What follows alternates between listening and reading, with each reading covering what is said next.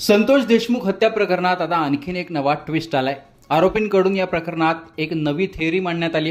ही theory मांडताना सुग्रीव कराड हे नाव समोर आलंय। या व्यक्तीचं नाव कराड असलं तरी तो आरोपींच्या नाही तर मयत संतोष देशमुख यांच्या बाजूचा व्यक्ती असल्याचं सांगितलं जात आहे। आरोपींनी चौकशी दरम्यान सुग्रीव कराड हे नाव घेतलं आणि सुग्रीव कराडच्या सांगण्यावरून संतोष देशमुख आणि सोबत आलेल्या मस्साजोगच्या गावकऱ्यांनी सुदर्शन घुले, प्रतीक घुले आणि सुधीर सांगळेला मारहाण केली असं आरोपींनी म्हटलं आहे। आरोपी जयराम चाटे आणि महेश केदार यांनी सुग्रीव कराड याचं नाव घेतलंय। सुग्रीव कराडच्या सांगण्यावरून संतोष देशमुख आणि सुदर्शन घुलेला मारहाण केल्याचा दावा कृष्णा आंधळेने केला होता। याच मारहाणीचा बदला घेण्यासाठी ही हत्या करण्यात आल्याचं चाटे आणि केदार यांनी आपल्या जबाबात म्हटलं आहे। संतोष देशमुख हे आपल्याला मारहाण करूच शकत नाहीत असा संशय घुले टोळीला होता। त्यामागे सुग्रीव कराड असल्याची दाट शक्यता त्यांना होती। तेच जाणून घेण्यासाठी त्यांनी सरपंच संतोष देशमुख यांच्या अपहरणाचा कट रचला। त्या दरम्यान अपहरणाच्या आधी सरपंच देशमुख यांनी आपल्या व्हॉट्सअपला बाप तो बाप रहेगा असं कॅप्शन लिहून आवाजाच्या साईटवर सुदर्शन घुलेला मारहाणीचा जो फोटो होता तो स्टेटसला ठेवला होता। त्याचा राग सुदर्शन घुले आणि गँगला होता। त्यामुळे सरपंच संतोष देशमुख यांचं अपहरण केल्यानंतर त्या गँगने त्यांना आम्ही सगळ्यांचे बाप आहोत असं म्हणत मारहाण केली असं देखील आरोपींच्या जबाबात म्हटलं आहे।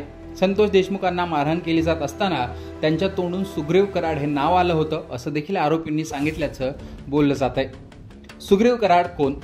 सुग्रीव कराड हा केज तालुक्यातील तांबवा येथील रहिवासी आहे। तो वास्तव्यास केजमध्ये आहे। सुग्रीव कराड राजकारणातही सक्रिय आहे। त्याची आई पंचायत समिती सदस्य होती तर पत्नी केजची नगरसेविका आहे। सुग्रीव कराडची पार्श्वभूमी ही गुन्हेगारीचीच आहे। त्याच्यावर अनेक प्रकारचे गंभीर स्वरूपाचे गुन्हे देखील दाखल आहेत। सुग्रीव कराड हा धनंजय मुंडेंचा कार्यकर्ता होता, पण अलीकडच्या काळात त्याला बाजूला सारलं गेलं होतं। केजमध्ये विष्णू चाटे आणि सुग्रीव कराड यांचा संघर्ष होता। त्यात सुदर्शन घुलेशीही सुग्रीव कराडचा वाद झाला होता।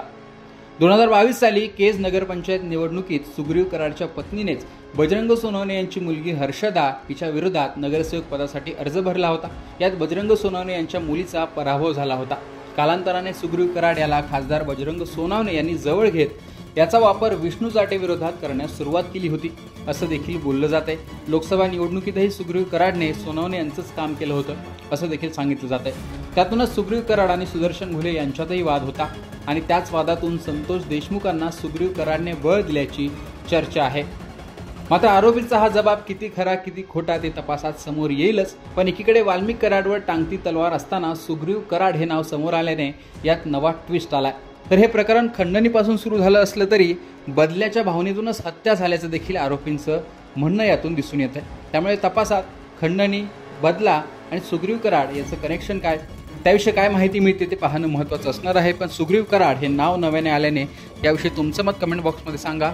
लोकमतचं यूट्यूब चॅनल सबस्क्राईब केलं नसेल आठवणीने सबस्क्राईब करा।